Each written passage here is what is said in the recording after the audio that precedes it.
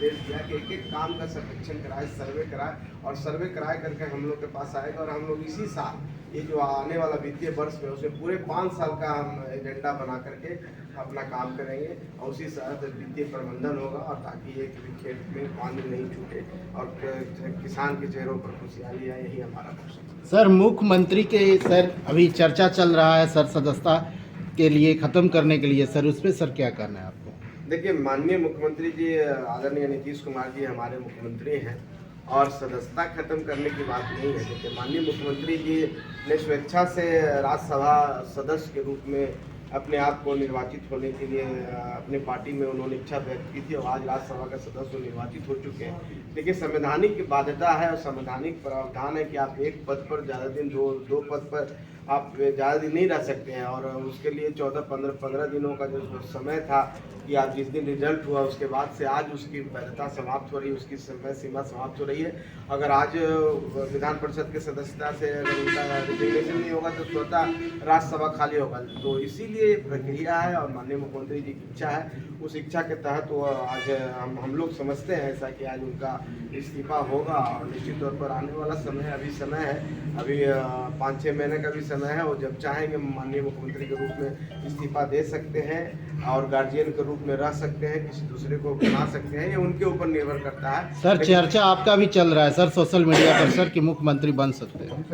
देखिए, social media पर चर्चा होना ये होना जनता का प्यार है, आभार है, मैं उनको धन्यवाद देता हूं कि जो लोग, लेकिन ये पूरी तरह से जनता को मुख्यमंत्री बनना जनता की मर्जी पर है और अभी हम नहीं समझते हैं कि हम लोग अभी इस रेस में हैं।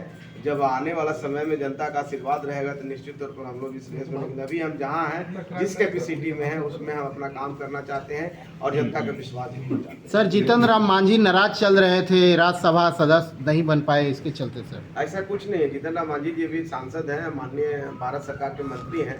राज्यसभा में ऐसा देखा जाता है कि कोई भी पार्टी हो, कोई भी पार्टी के संरक्षक हैं और वो पार्टी के कार्यकर्ताओं को चाहते हैं कि सब अच्छी जगह पर जाएं, जैसे राज्यसभा में जाएं, विधान परिषद में जाएं, लोकसभा में जाएं, तो उनकी एक इच्छा होती है, उस इच्छा का प्रकटीकरण उन्होंने किया। लेकिन इसका मतलब नहीं है कि हम एनडीए में कोई ऐसी तरह की परेशानी है, चाहे हम नाराज हैं।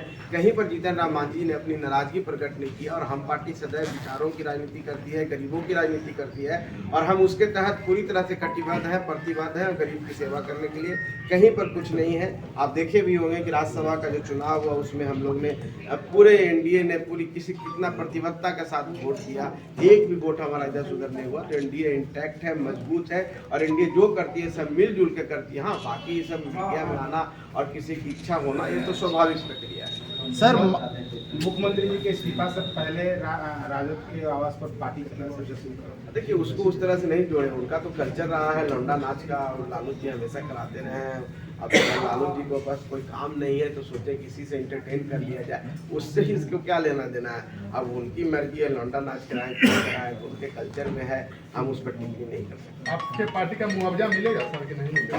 मुआवजा से क्या अर्थ हुआ? मुआवजा मांझी जी बोलते हैं कि मुआवजा देंगे।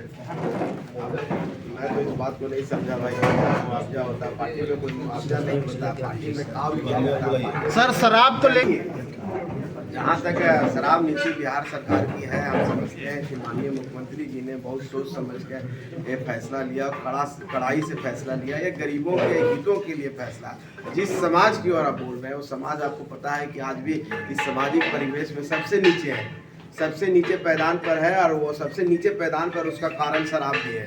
शराब सेवन करते हैं, जो बच्चों की पढ़ाई के लिए खर्च होना चाहिए वो शराब पी जाते हैं, फिर बाहर पलायन करने जाते हैं रोजगार के लिए, वहाँ भी शराब पीते हैं और अल्प समय में उनकी मृत्यु हो जाती है। शराब बंद होने से उनको फायदा है।